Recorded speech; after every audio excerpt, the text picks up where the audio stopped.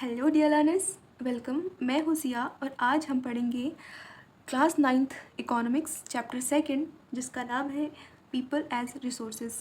तो ये चैप्टर हम स्टार्ट करते हैं। फर्स्ट चैप्टर ऑलरेडी कर चुके हैं, तो हमने इकोनॉमिक्स की जो सीरीज़ है वो स्टार्ट करने की कोशिश की है। तो फर्स्ट चैप्टर कर लिया है पालमपुर वाला, और अब हम करेंगे पीपल एज रिसोर्सेज। ये सेकेंड चैप्टर है। तो NCERT के जितने भी टॉपिक्स हैं वो स्टेप बाय स्टेप उसके टॉपिक के अनुसार ही हम यहाँ पे भी करने वाले हैं। ठीक है, आई होप आपको समझ में आएगा। चलिए स्टार्ट करते हैं। सबसे पहले ओवरव्यू देख लेते हैं। ओवरव्यू में है population as an asset for all economy rather than a liability. कहते हैं कि पॉपुलेशन जो है वो एक एसेट हो सकता है। लाइबिलिटी कहते हैं कि जो ज़्यादा पॉपुलेशन होती है वो अच्छी बात नहीं होती है। ठीक है, लेकिन ये इसको हम एसेट में बदल सकते हैं। वो आगे पढ़ेंगे क्या है। नेक्स्ट है population become human capital when there is investment made in the form of education, training and medical care. Population जो है वो ह्यूमन कैपिटल में तब्दील हो सकता है जब हम उसमें इन्वेस्ट करेंगे एजुकेशन पे, उसकी ट्रेनिंग पे और इसके मेडिकल केयर पे। जैसे कि किसी भी चीज़ को अगर हम टाइम देते हैं, पैसे देते हैं, तो उसमें इन्वेस्ट करते हैं, मतलब कि तो वो एक अच्छा निखर के हमारे सामने आता है। सेम ह्यूमन बींग के साथ भी होता है। अगर किसी ह्यूमन बींग को आप पढ़ाते लिखाते हैं, अच्छा मेडिकल केयर कर देते हैं, अच्छी ट्रेनिंग देते हैं, अच्छी शिक्षा देते हैं, तो वो उसकी पॉसिबिलिटी बढ़ जाती है कि वो अपनी लाइफ में बहुत आगे बढ़ेगा, बहुत कुछ करेगा। ठीक है, नेक्स्ट है human as resources. Human as resources है human investment in human capital yield a return just like investment in physical capital. कहते हैं कि ह्यूमन को एज रिसोर्सेज हम कब बोल सकते हैं, जब हम उसमें इन्वेस्ट करेंगे। ठीक है, जस्ट लाइक फिजिकल कैपिटल पे जब हम इन्वेस्ट करते हैं, ठीक है, तो वो हमको रिटर्न देता है। इसी प्रकार से अगर ह्यूमन रिसोर्सेज पे, अगर ह्यूमन बींग्स पे अगर हम इन्वेस्ट करेंगे तो वो भी हमको क्या देगा, रिटर्न देगा। ठीक है,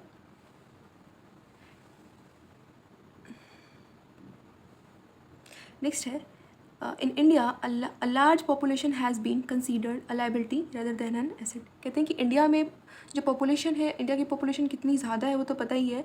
तो यहाँ पे जो पॉपुलेशन है उसको कंसीडर किया जाता है एज ए लाइबिलिटी, है ना। एक एसेट के नज़रिए से नहीं देखा जाता, उसको लाइबिलिटी के नज़रिए से देखा जाता है। ठीक है, but it can be turn into a productive asset by investment in human capital. लेकिन ये जो लाइबिलिटी की तरह जो ट्रीट करते हैं पॉपुलेशन को, ये टर्न हो सकता है प्रोडक्टिव एसेट में। ठीक है, जब इस पे इन्वेस्टमेंट करेंगे, ह्यूमन कैपिटल पे जब हम इन्वेस्टमेंट करेंगे तब ये टर्न हो सकता है एसेट में, प्रोडक्टिव एसेट में। ठीक है, एग्जाम्पल देखते हैं। By spending resources on education and health for all, training for of educational, training of industrial and agriculture workers in the use of modern technology, useful scientific researches and so on। इन सारी चीज़ों पे अगर हम invest करेंगे तो हो सकता है नहीं, ये श्योरिटी ही है कि वो एक अच्छा प्रोडक्टिव एसेट में टर्न हो जाएगा। ठीक है, अब आपकी जो बुक है उसमें स्टोरी ऑफ सकाल एंड स्टोरी ऑफ विलास दे रखा है, तो उसको भी पढ़ ही लेते हैं इसको। स्टोरी ऑफ सकाल and Vilas will help us to understand how investment in people can make them more productive। एक स्टोरी ऑफ सकल एंड विलास की इस स्टोरी की हेल्प से हम ये सीखेंगे, अंडरस्टैंड करेंगे कि जो इन्वेस्टमेंट है वो अगर किसी इंसान पे हम करते हैं तो वो किस तरीके से मोर प्रोडक्टिव इंसान बन सकता है। चलिए नेक्स्ट पढ़ते हैं, देखते हैं। A child with investment made on her education and health can yield a high return in the future in the form of higher earning and greater contribution to society. कहते हैं कि अगर एक बच्चे पे अगर इन्वेस्ट करेंगे, उसके एजुकेशन पे, उसकी हेल्थ पे, तो वो हाई रिटर्न हमको दे सकता है फ्यूचर में। एक अर्निंग के स्रोत से भी देखा जाए तो, या फिर सोसाइटी के व्यू से भी देखा जाए तो सोसाइटी में भी वो अच्छा कंट्रीब्यूट कर सकता है। ठीक है, educational parents are found to invest more heavily on the education of their child and proper nutrition and hygiene. देखो यहाँ पे कहा जा रहा है कि एजुकेटेड जो पेरेंट्स हैं वो ज़्यादा अच्छे से देखभाल कर पाते हैं, ज़्यादा इन्वेस्ट कर पाते हैं एजुकेशन पर्पस पे या फिर न्यूट्रिशन एंड हाइजीन पे अपने बच्चों के लिए। लेकिन मैं ये नहीं कह रही हूँ कि जो पेरेंट्स पढ़े लिखे नहीं हैं वो अपने बच्चों पे नहीं इन्वेस्ट करते हैं। अगर उनको ये बातें पता है कि एजुकेशन जो है वो कितनी ज़्यादा ज़रूरी है तो वो भी करते हैं, नो डाउट। नेक्स्ट है Countries like Japan have invested in human resources. They did not have any natural resources. They have invested on people. Japan में कह रहे हैं कि वो ह्यूमन बींग्स पे, ह्यूमन रिसोर्सेज पे ज़्यादा इन्वेस्ट करते हैं क्योंकि उनके पास नेचुरल रिसोर्सेज नहीं है, और वो जो इन्वेस्ट करते हैं वो ओनली पीपल पे करते हैं, specially in the field of education and health. People पे कैसे कैसे रिसोर्सेज को इन्वेस्ट करते हैं? In the field of education and health पे. This people have made efficient use of other resources like land and capital. जो natural resources है उसका इफ़िशियंट यूज़ जानते हैं जो एजुकेटेड पीपल होते हैं. ठीक है, तो वो एजुकेशन पे ज़्यादा खर्च करते हैं जापान. तो ये हमने पढ़ा है और सीखा है कि स्टोरी ऑफ सकल एंड विलास से हमको ये सारी चीज़ें सीखने को मिली है. देखो स्टोरी तो वो अलग ही थी पूरी प्रॉपर, तो वो स्टोरी मैंने यहाँ पे नहीं कवर किया क्योंकि बहुत ज़्यादा लॉन्ग हो जाएगा, लेकिन स्टोरी से क्या हमको सीखने को मिला है वो मैंने आपको ऊपर बता दिया है. ठीक है, अब यहाँ पे नेक्स्ट टॉपिक है, वहाँ से स्टार्ट करते हैं. तो नेक्स्ट टॉपिक है economic activities bye man and women. Economic activities are classified into three main sector. First है primary, second है secondary and third है tertiary. तो सबसे पहला जो सेक्टर है प्राइमरी सेक्टर उसको पढ़ते हैं. It is known as agriculture sector. इसको एग्रीकल्चर सेक्टर बोला जाता है. This sector consider directly using of natural resources. और इस सेक्टर में सिर्फ हम नेचुरल रिसोर्सेज का यूज़ का बात करेंगे. This sector includes agriculture, forestry, animal husbandry, fishing, poultry farming, mining and enquiring. ये सारी चीज़ें जो है ये नेचर से रिलेटेड है, ये सारी नेचुरल रिसोर्सेज है, तो ये प्राइमरी सेक्टर में आता है. सेकेंडरी सेक्टर में क्या है? It is also known as manufacturing sector. This sector consider manufacturing of goods. सबसे पहला था प्राइमरी जिसमें कि नेचुरल रिसोर्सेज जो ज़मीन से लगी हुई जो चीज़ें थी या नेचुरल रिसोर्सेज थी उसके बारे में हमने बात की है. और सेकेंडरी में क्या होगा? यहाँ पे मैन्युफैक्चरिंग होगा. ठीक है, तो इसको मैन्युफैक्चरिंग गुड्स का मैन्युफैक्चरिंग जहाँ पे होता है उसको सेकेंडरी सेक्टर बोलते हैं. थर्ड है tertiary sector. This sector provide services. This sector includes trade, transport, communication, banking, education, health, tourism, service, insurance etcetera. बाकी की जितनी सारी चीज़ें हैं वो टर्सरी सेक्टर में आ जाता है. Are include in the tertiary sector. The activities in this sector result in the production of goods and services. तो इसमें क्या टर्सरी सेक्टर में मेनली क्या चीज़ें आ जाती हैं? इस सेक्टर में प्रोडक्शन से रिलेटेड चीज़ें, प्रोडक्शन ऑफ गुड्स से रिलेटेड चीज़ें और सर्विसेज से रिलेटेड चीज़ें आती हैं टर्सरी में. याद रखिएगा, जो प्राइमरी सेक्टर है उसमें क्या चीज़ें आती हैं? उसमें आती हैं नेचुरल रिसोर्सेज. ठीक है, जो ज़मीन से लगी हुई चीज़ें हैं, जो नेचुरल रिसोर्सेज हैं. ठीक है, जिसको आप बना नहीं सकते. ठीक है, सेकेंडरी में क्या आता है? उन चीज़ों को यूज़ करके मैन्युफैक्चर करना, गुड्स को मैन्युफैक्चर करना. एंड टर्सरी में क्या आता है? उससे जो चीज़ें बन चुकी हैं उसको production of goods and services, वो टर्सरी में आ जाता है. ठीक है, अब आते हैं हम नेक्स्ट हमारे टॉपिक पे जो कि है economic activities.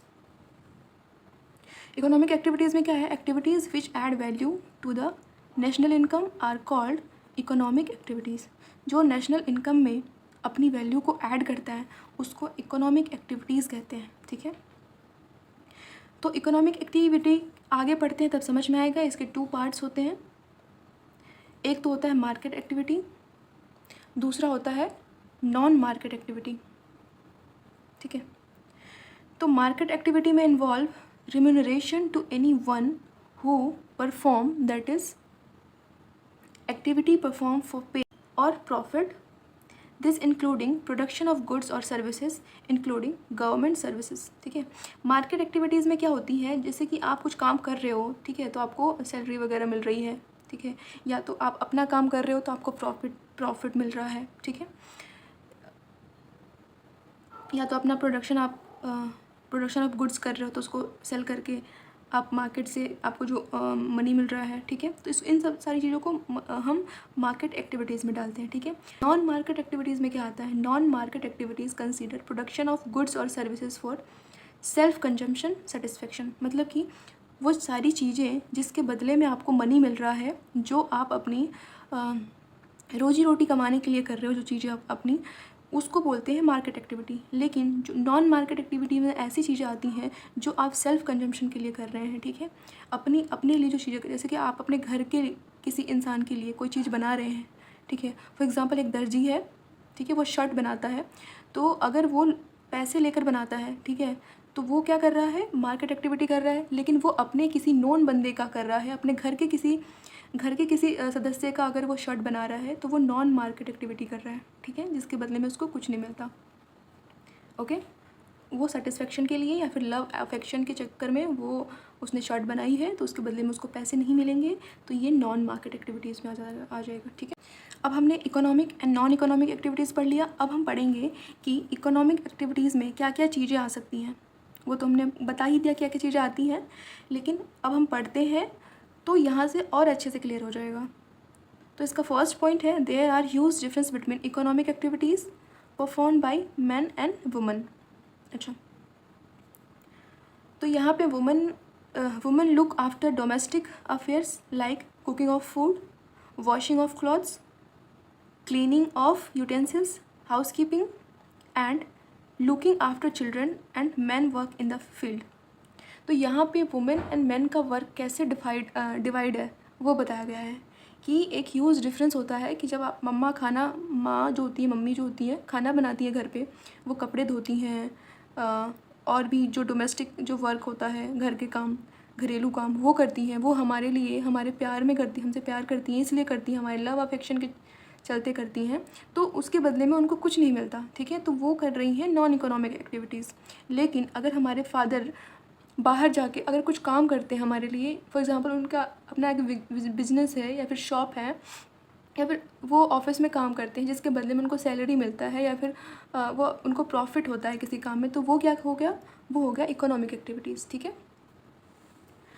men are paid for their work, on the contrary women are not paid for their performance in houses. अभी हमने पढ़ा कि हमारे फादर जो बाहर जाके काम करते हैं, या तो जैसा भी काम हो, अभी भी मैंने बताया, उसके लिए उनको प्रॉफिट होता है या फिर सैलरी मिलती है, लेकिन हमारी मम्मा जो है वो घर पे काम करती हैं, उसके लिए जो वुमेन्स होती हैं उनको नहीं पे किया जाता है, ठीक है, जबकि वो ज़्यादा काम करती हैं। नेक्स्ट है, the work done by men is recognized in the national income, whereas the household work done by women is not recognized in the national income. अब नेशनल इनकम में जो men का जो वर्क होता है, ठीक है, और men का जो इनकम होता है उसको रिकॉग्नाइज़ किया जाता है, लेकिन घर में जो वुमेंस हैं वो काम करती हैं, ठीक है, उसके बदले में तो उनको कुछ नहीं मिलता, तो उसको नहीं रिकॉग्नाइज़ किया जाता है नेशनल इनकम में, ठीक है। नेक्स्ट है, a majority of women have meager education and less skill formation. Women are paid low compared to men. जैसे कि देखा जाता है कि जो वुमेंस होती हैं उनको ज़्यादा पढ़ाया लिखाया, अभी तो चलो ठीक है, लेकिन पहले थोड़ा सा बहुत पीछे थी, तो एजुकेशन में उनको लेस एजुकेशन मिलता है, उनको लेस स्किल फॉर्मेशन मिलता है, ठीक है, वो ज़्यादा कुछ नहीं जान रही होती हैं, तो उनको जो पे किया जाता है, उनको जो सैलरी मिलती है, वेजेस मिलता है, वो कम मिलता है as compare to man. Next है, there is an absence of basic facilities like maternity leave, child care and other social security system and job security is not there also. देखो, जो वुमेंस होती हैं उसको और भी बहुत सारी चीज़ें होती हैं, जैसे कि फैसिलिटीज़ होनी चाहिए, मैटरनिटी लीव होनी चाहिए, उनको चाइल्ड केयर होना चाहिए, ठीक है, अदर सोशल सिक्योरिटी का जो सिस्टम है वो सारी चीज़ें होनी चाहिए, जॉब सिक्योरिटी होनी चाहिए, लेकिन ये सारी चीज़ें वुमेंस को नहीं मिलती हैं, ठीक है। तो ये सब हमने पढ़ा है किसके अंदर, ये सब हमने पढ़ा है work perform under economic activities. तो नेक्स्ट टॉपिक है क्वालिटी ऑफ प्रोडक्शन। तो क्वालिटी ऑफ प्रोडक्शन का मतलब क्या है, हम वो देखते हैं। Quality of production is mainly in literacy rate and health of the population. Literate and healthy population are asset for a country. कहते हैं कि क्वालिटी ऑफ पॉपुलेशन में ये चीज़ आती है कि एक तो लिटरेसी एंड दूसरा हेल्थ, जो कि ये दोनों क्वालिटी है। Quality of population is mainly in literacy rate and health of the population. Literate and healthy population are asset for a country. कहते हैं कि healthy population और वो पढ़े लिखे हो और healthy हो, ये किसी भी country के लिए, अगर ऐसी population हो तो उस country के लिए वो क्या है, asset है। नेक्स्ट है एजुकेशन। एजुकेशन का मतलब क्या है? Education is the process of learning for acquisition of knowledge. It is an important input for growth of a person. जो एजुकेशन है वो एक लर्निंग प्रोसेस है, एक नॉलेज गेन करने के लिए है।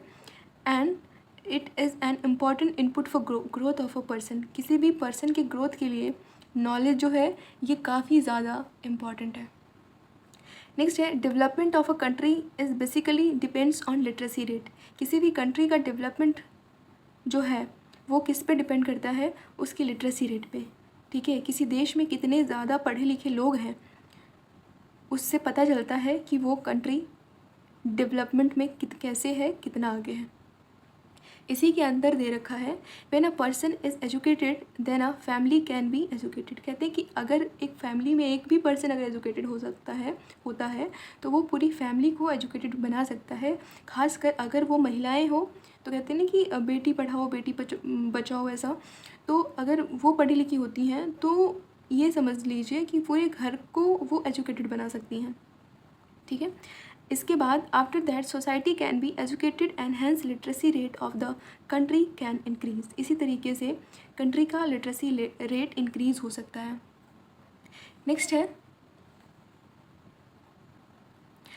An educated person can earn more income compare than an uneducated person. एक ये तो देखा जाना सुनी हुई बात है। एक एजुकेटेड पर्सन जो है वो ज़्यादा कमा पाता है as compare to uneducated person. ये ऐसा नहीं बोलिए कि अब जो ऐसे बंदे जो लोग होते हैं अपना बिजनेस करते हैं वो भी तो पढ़े लिखे नहीं होते हैं, वो भी तो कमाते हैं ना। हाँ कमाते हैं, लेकिन थोड़ी बहुत तो उनको पढ़ाई आती है और उनके पास स्किल भी तो होती है ना। बिना स्किल के अब ऐसा तो नहीं हो सकता ना कि कोई पढ़ा लिखा भी ना हो, उसके पास कोई स्किल भी ना हो। ठीक है, तो अब पैसे के पेड़ तो नहीं लगे हुए होते ना, किसी न किसी कोई ना कोई चीज़ उसके अंदर होती है, कैपेबिलिटी होती है, तभी वो कमा पाता है ना। चाहे वो कोई बिजनेस करके ही कमा रहा है तो वो स्किल होती है उसके पास। इसके अंदर है for this term national income of a country can increase. और इसी तरीके से नेशनल इनकम हमारी कंट्री का इंक्रीज़ हो सकता है। ठीक, नेक्स्ट है हमने पढ़ लिया एजुकेशन के बारे में। देखो क्वालिटी ऑफ प्रोडक्शन में दो चीज़ें थी। एक तो कंट्री के लिए लिटरेसी रेट ज़रूरी है और उसकी हेल्थ ज़रूरी है कि वहाँ पे रहने वाले लोग हेल्दी हों, स्वस्थ हों। तो हमने एजुकेशन पढ़ लिया है, अब हम पढ़ेंगे हेल्थ। ठीक है, N unhealthy person is burden for a country in terms of economics. Economics के टर्म में अगर देखा जाए तो एक अनहेल्दी पर्सन जो होता है देश पे बोझ होता है। Unhealthy mind create unhealthy environment.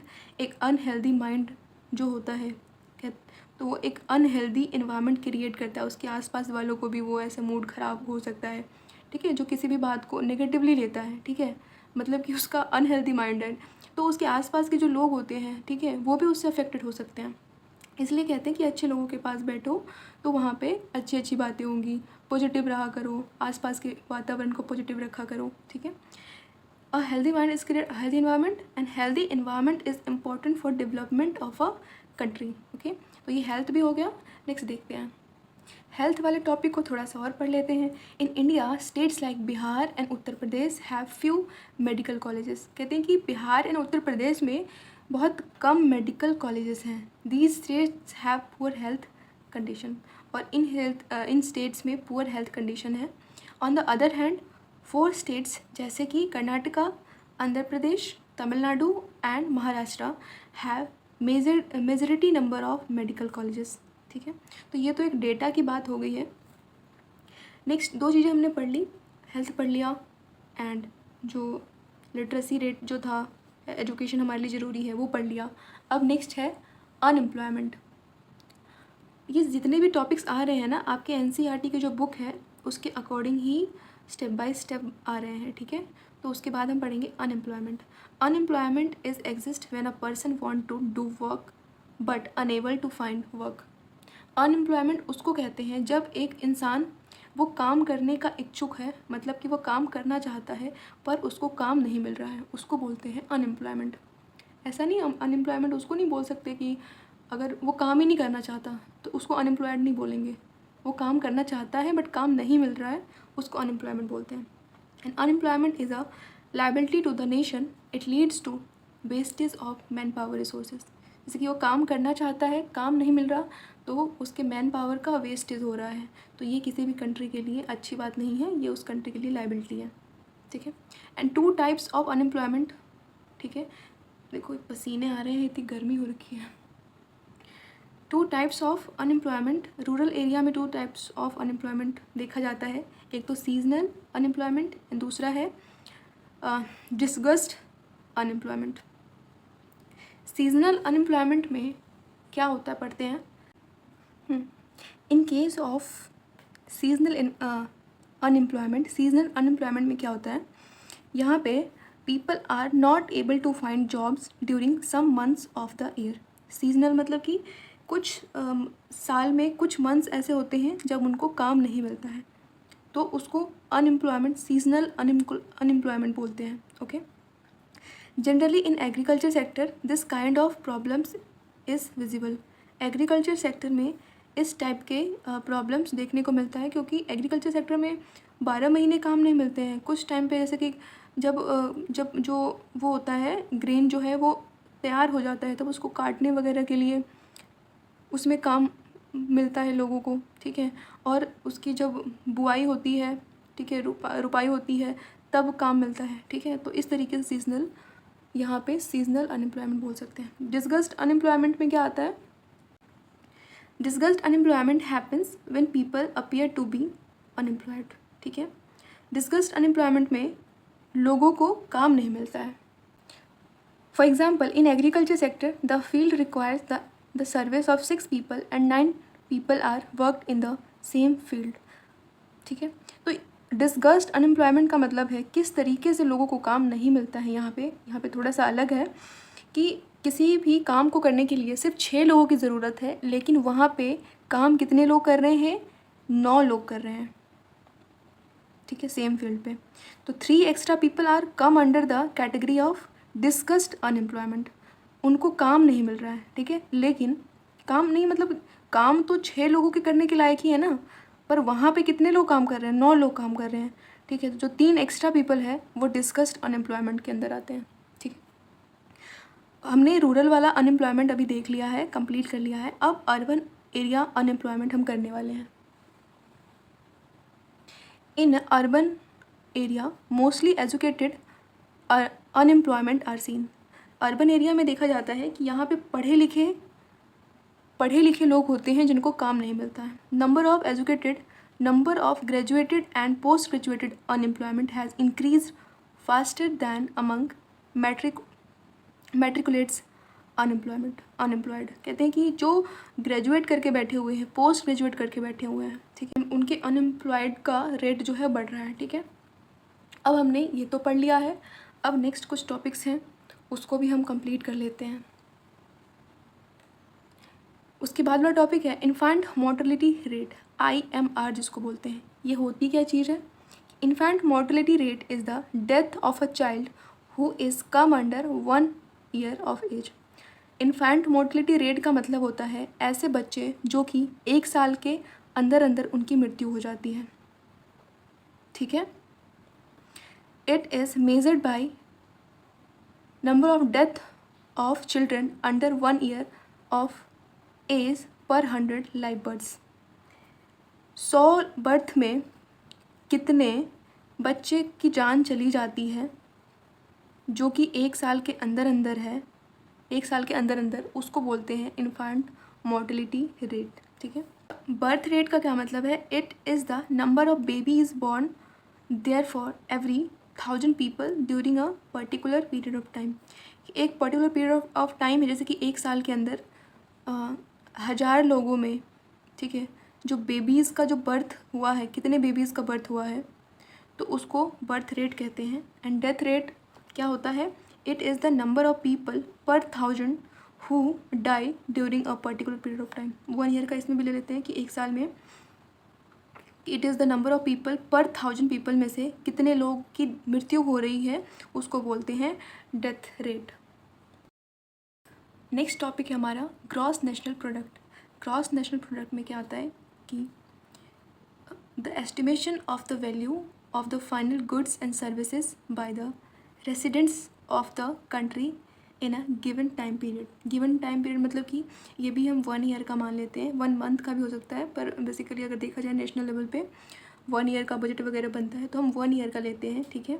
और यहाँ पे एस्टिमेशन लेते हैं कि फाइनल गुड्स एंड सर्विसेज का, रेसिडेंट्स का, कंट्री में जितने भी लोग रहते हैं, ठीक है, एक साल के अंदर उनका फाइनल गुड्स एंड सर्विसेज का जो वैल्यू है उसके एस्टिमेशन को ग्रॉस नेशनल प्रोडक्ट कहते हैं, ठीक है।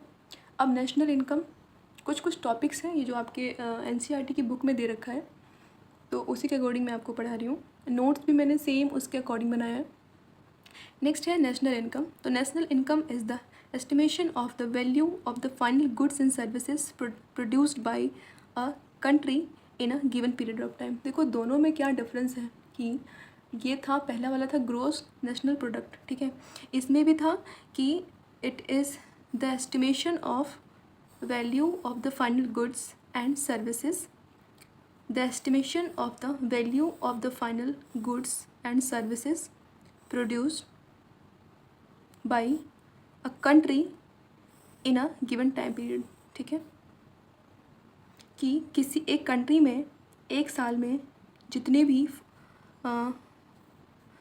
फाइनल गुड्स एंड सर्विसेज की वैल्यू है उसके एस्टिमेशन को बोलते हैं नेशनल इनकम, ठीक है। जो भी इनकम करते हैं रेसिडेंट्स के मतलब के द्वारा जो भी इनकम होता है उसको बोलते हैं, ठीक है। एंड प्रोडक्ट का मतलब है ये भी वही है, गुड्स एंड सर्विसेज का, फाइनल गुड्स एंड सर्विसेज का जो वैल्यू होता है, ठीक है। तो सेम चीज़ें हैं, जो इनकम करते हैं उसको नेशनल इनकम कह देते हैं, बाकी सारी चीज़ें सेम है। नेक्स्ट है ह्यूमन कैपिटल। ह्यूमन कैपिटल का मतलब है कि the stock of skill and productive knowledge embodied in human beings, इसको बोलते हैं ह्यूमन कैपिटल। हमने पहले भी पढ़ा है चैप्टर के फर्स्ट में कि एक इंसान के अंदर अगर स्किल्स देते हैं उसको और उस पर इन्वेस्ट करते हैं, उसके हेल्थ पे, फैसिलिटी पे, उसके एजुकेशन पे, तो वो एक ह्यूमन कैपिटल, एक अच्छा एसेट बन के उभरता है, ठीक है। तो उसको प्रोडक्टिव नॉलेज अगर उसके अंदर होता है तो वो एक एसेट बन सकता है, ठीक है। नेक्स्ट है human capital formation. Human capital का फॉर्मेशन कैसे होता है? Human capital formation includes the process of training, medical care etcetera. इन सारी ट्रेनिंग देकर, उनको मेडिकल केयर देकर, उनको एजुकेशन देकर ह्यूमन कैपिटल का फॉर्मेशन हो सकता है। And education and health are the source for the human capital formation, ठीक है। ये दोनों बहुत ज़्यादा ज़रूरी है।